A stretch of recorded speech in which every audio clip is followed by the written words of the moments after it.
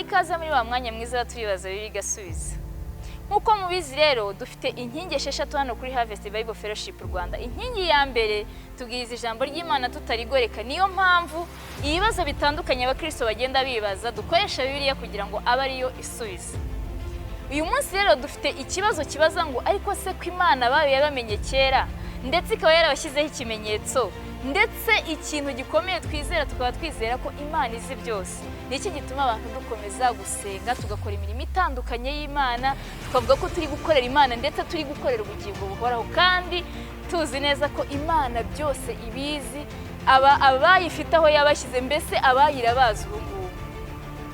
Rero kuko icyo kibazo kigiye gifite ibibazo byinshi bitandukanye bigishamikiyeho, tuzaganiraho mu byumweru bikurikira. Uyu munsi rero reka duhere ku rubyiruko rwo muri Harvest twumve icyo batekereza kuri icyo kibazo cyacu. Wifuza kumenya byinshi kuri iki kibazo cyangwa n'ibindi bibazo bitandukanye wibaza kuri Bibiliya, tuguhaye ikaze mu materaniro yacu yo ku cyumweru, kandi ushobora no gukomeza gukurikirana gahunda z'itorero ryacu kuri channel yacu ya YouTube John Samvura Official, kandi ugakora subscribe.